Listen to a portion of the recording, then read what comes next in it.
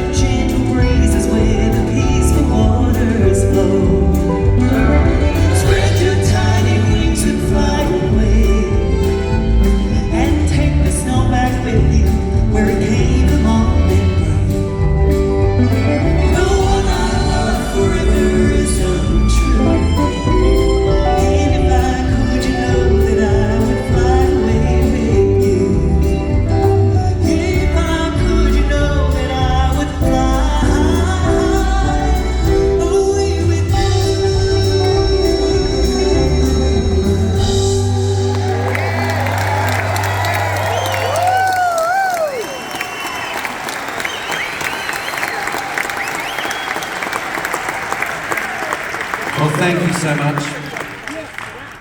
We're just honoured to be here tonight, and I want to tell you a story now. It might take a little while, but the story's true. When I was just a kid growing up back in Tasmania, where the Tasmanian devil comes from, it's real, folks, I tell you. I found an old program that was it said Nashville, Tennessee on it. That's just about all I remember of it, but I remember asking my father. I said, "What's this, Dad?" And he proceeded to tell me in 1945, he was just a kid on the farm, and he was tuning the old farm radio in, and he picked up the Grand Ole Opry clear as crystal. Never had picked it up before or after. Couldn't even get the local station, but picked up the Grand Ole Opry. Yeah, he did. And they had a competition going for the furthest away listener. So he wrote in, and that's how he got that program. They sent him this signed program. This is 1945. And he found out later on whether, he was told that was the day, or around the time they did the first nuclear tests, and it sent radio signals crazy, and he told me that's why he managed to pick it up. And 50 years later, I stood on the stage at a Ryman to watch a Mel Haggard concert, and I couldn't help but think, how much my dad would have loved to have been there, because he just loved country music. And I rang him next day and told him I stood on that stage where he picked up the Grand Ole Opry all those years before, 50 years before it was. Yeah, and so we ended up writing a song about it, and two of the songwriters that we wrote it with are here tonight, Sam Gay and Templeton Thompson, absolute legends.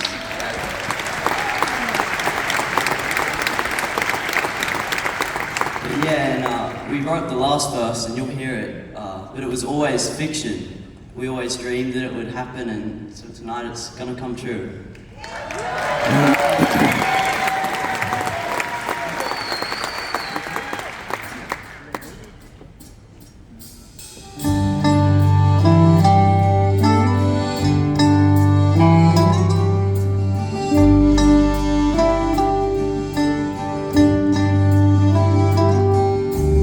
It was like a miracle that night in 45. You were tuning in your radio when the Opry came to life. Through the static and the crackle from halfway around the world, it came through as clear as crystal. The great speckled bird.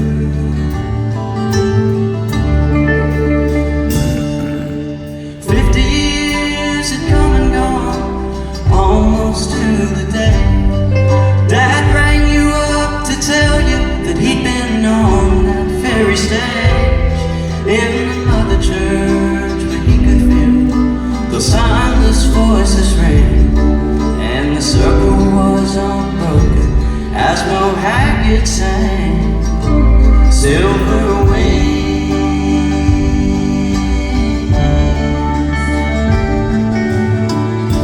Well, you finally got to Nashville. I can feel you here tonight. Yes, you made it here to Nashville. As we sing, I saw the light. Go, Dad.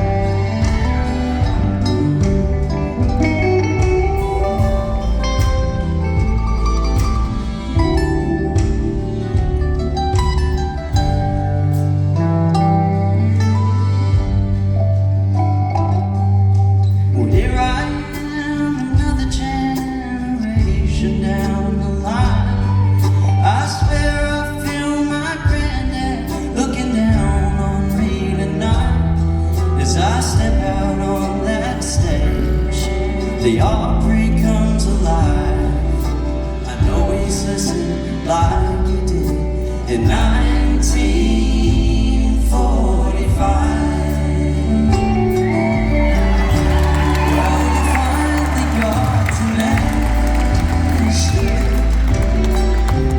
I can feel you here tonight.